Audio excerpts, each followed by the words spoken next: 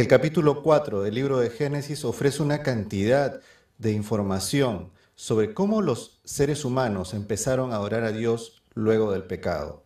Aparece Caín y Abel. Cuando Caín nace, Eva le pone este nombre porque ella dijo, por voluntad de Dios he adquirido un varón. Parece que ella pensaba, de alguna forma, de que Caín podría ser aquel descendiente de ella que Dios había prometido que destruiría a la serpiente, que destruiría el pecado y la maldad, que sería el Salvador del mundo. No sabía, ignoraba ella completamente de que Caín más bien sería el primer gran asesino en la historia de la humanidad, el primer gran apóstata, el primer gran representante de la descendencia de la serpiente. Luego nace Abel. Por la construcción del texto hebreo, es posible que hayan sido hermanos, pero también es posible que ellos hayan sido mellizos, por ejemplo, o hasta gemelos. El tema es de que Abel nace después, y a Abel le ponen un nombre que no dice mucho, significa algo así como nada, como vanidad. Parece que los padres no tenían muchas esperanzas con el segundo hijo. Ellos tampoco sabían de que Abel, por el amor que él tuvo hacia Dios y por la fe que él tuvo en Cristo Jesús como Redentor, sería mencionado después entre los grandes de la Biblia en el libro de Hebreos. Ambos hermanos fueron a adorar a Dios. El libro de Génesis no menciona mucha información. En los primeros 11 capítulos se relatan más de 1000 años de la historia de los seres humanos. Así que mucha de esta información aparece más bien fragmentada. Pero uno, atando cabos, uno se puede dar cuenta. El texto no dice que ellos ofrecieron sacrificios, pero es evidente por la forma de ofrecer un cordero como ofrenda, de que ellos entendían el asunto de sacrificios. Ya Dios había dado indicaciones antes a sus padres, posiblemente en ese primer sacrificio que tampoco es mencionado en el capítulo 3 del libro de Génesis, cuando Dios hace de pieles de animales ropa para Adán y Eva. Bueno, cuando eso sucede, parece que hubo un sacrificio. El texto no lo dice, pero parece que fue así. Y ahora que los hijos de Adán y Eva van a presentarle ofrendas a Dios, una ofrenda es aceptada y la otra no, también parece de que estas ofrendas fueron en realidad sacrificios.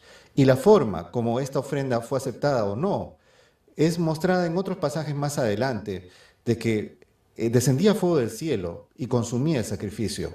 Posiblemente esto sucedió en el caso de Caín, y esto no aconteció en el caso de Abel. Evidentemente, a través de la información que uno puede ver en estos pasajes, hay más cosas que nuestros padres entendían acerca del plan de salvación de lo que el texto bíblico te dice así de una primera vista, de una primera lectura. Había ya un conocimiento, había ya una esperanza en un Salvador que había sido prometido. Caín y Abel van a adorar, y la oración de estos hermanos nos provee tremendas enseñanzas, lecciones sobre cómo nosotros podemos adorar a Dios. En primer lugar, este pasaje nos dice de que Dios espera que nosotros le adoremos porque esto nos identifica como hijos de Dios.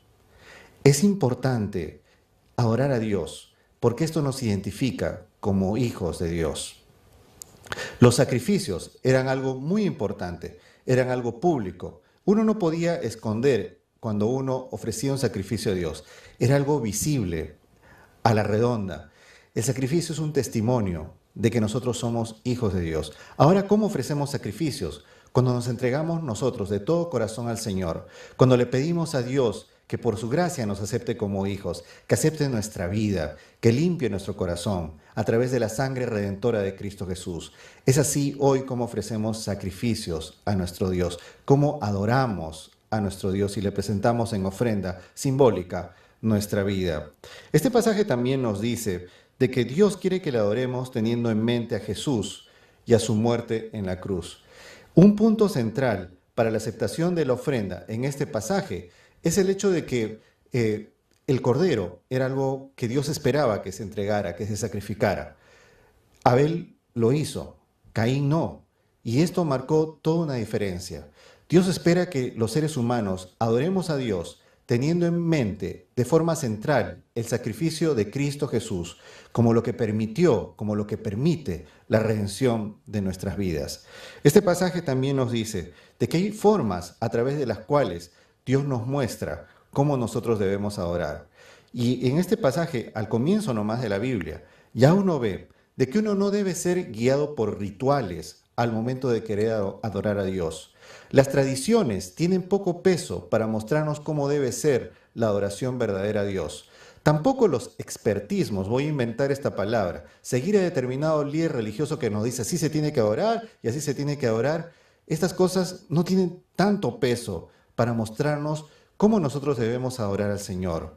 Si quieres adorar a Dios, tienes que buscar las enseñanzas claras que se presentan en la palabra de Dios y tienes que buscar todo el contenido de la palabra de Dios. Así tú podrás adorar a Dios con confianza, sabiendo que estás haciendo lo correcto, que estás haciendo lo que tienes que hacer. En cuarto lugar, la Escritura, este pasaje nos muestra de que Dios quiere que nosotros le adoremos especialmente en ciertos momentos. Dice la Escritura que Caín y Abel fueron a adorar a Dios al final de los días. A lo mejor había terminado una época de cosecha. A lo mejor había llegado un fin de una semana, un fin de un año, un momento especial. Hay momentos especiales en los cuales Dios quiere que nosotros le adoremos. En el caso de los hijos de Dios, Dios ha puesto un recordativo semanal, 24 horas que Dios nos ha dado, para que nosotros podamos adorarle en forma especial. El santo día sábado. En estos momentos especiales es bueno ir y adorar a Dios, porque Dios ha puesto estas cosas para que nosotros podamos adorarle en espíritu y en verdad. Por último, este pasaje nos dice de que nosotros debemos adorar a Dios porque esto forma parte del carácter, del espíritu del cristiano, y el espíritu del cristiano ha de ser un espíritu alegre. Por causa de esta adoración centrada en el hombre, una adoración antropocéntrica y no una adoración cristocéntrica, Caín se pone triste, su espíritu se amarga. Resulta muy raro si nosotros vemos en nuestros días que se propagandan, que se hace propaganda a estilos de adoración que más bien nos vuelven tristes, que más bien nos vuelven amargos, que nos hacen salir hasta enojados de la iglesia. Esto no es así.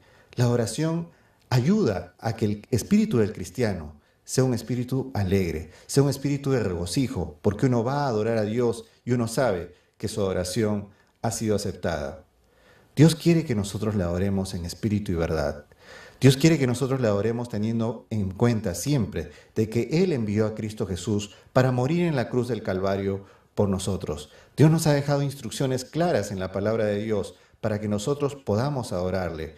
Dios quiere que nosotros le adoremos porque esto forma parte de lo que nosotros somos, cristianos, hijos felices de Dios.